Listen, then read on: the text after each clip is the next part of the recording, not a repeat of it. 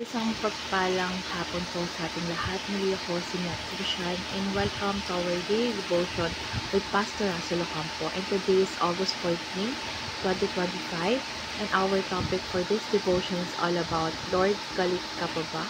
So our concept is all about propitiation. So ang propitiation ay tumutukoy sa handog na sumisipsip at nagpapatahimik sa matuwid na galit ng Diyos laban sa kasalanan na ginagawang pabor ang kanyang galit. So, sa lumang tipan, ang mga handog ay simbolo ng pagtubos, ngunit hindi ito kayang lubos na bigyang kasiyahan ang karunungan ay ang katarungan ng Diyos. So, kay Kristo, ang Diyos mismo ang nagbigay ng perpektong propitiation. Si Jesus ang umako ng galit na nararapat sa atin at sa pamagitan nito, tayo'y pinagkasundo sa Diyos. So, ang gawaing ito ay nagmumula sa biyaya ng Diyos dahil ang kanyang pag-ibig ang nagtulak upang masiyahan ang kanyang katarungan sa pamamagitan ng krus. So, pinapanatili niya ang propitiation, ang kabanalan at awa ng Diyos. Pinapatunayang ang kaligtasan ay parehong mahal at tiyak. So, our Bible readings for today is all about John chapter 3 verse 26. ASND version, ang sumasampalataya sa anak ay may buhay na walang hanggan. Ngunit ang hindi sumusunod sa anak ay hindi makakita ng buhay, kundi mananatili sa kanya ang galit ng Diyos. So ngayon na tayo sa ating teaching. So yung first teaching, ang Diyos ay parehong matuwid at mapagmahal. So hindi kinokompromiso ng Diyos ang kanyang kabanalan, ngunit ipinapahayag din niya ang kanyang walang hanggang pag-ibig dahil ang krus ni Kristo ang lugar kung saan nagtagpo ang hustisya at awa ng Diyos. Second, ang problema ng Diyos ay ang pagbibigay katwiran.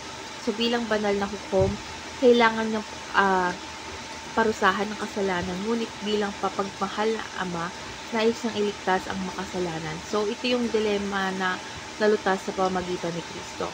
And lastly, ang solusyon ng Diyos ay ang propitiation. So sa krus, dinala ni Jesus ang kaparusahan na dapat ay sa atin.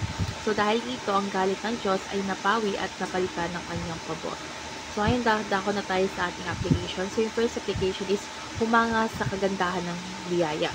So, sa tuwing tinitingnan natin ng krus, so dapat nating maalala na tayo'y iniligtas hindi dahil sa ating kabutihan, kundi dahil sa pag-ibig at awa ng Diyos. So, ang biyayang ito ay dapat magpasiklab ng pasasalamat sa ating puso. Second is wag nang magkasala muli. So, ang pag-ibig ni Kristo na nagligtas sa atin ay dapat mag-udyok na iwasan na ang kasalanan dahil ang pagpapatawad ay hindi lisensya para magpatuloy sa maling gawain. And lastly is ibigay ang lahat kay Jesus dahil binigay niya ang lahat para sa atin.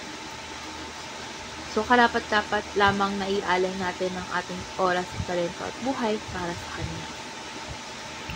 So, dadako na tayo sa ating last part sa our discussion. Our discussion talks about ano ang biyaya ng Diyos. So, ang biyaya ng Diyos ay ang kanyang hindi nararapat na kabutihan at pag-ibig na ipinagkaloob sa atin. So, kahit tayo makasalanan at karapat-dapat sa kanyang galit. Sa pamagitan kasi ni Jesus, ang galit ng Diyos ay napawi at tayo'y tinanggap bilang kanyang mga anak. So, natutunan ko sa devotion na ito na hindi ko kayang iligtas ang aking sarili at walang mabuting gawa ang makakapantay sa sakripisyo ni Kristo. So, dapat natin ipamuhay ito sa pamamagitan ng pagtitiwala sa ginawa niya para sa akin o sa atin at ng pamumuhay na nagpaparangal sa kanya araw-araw.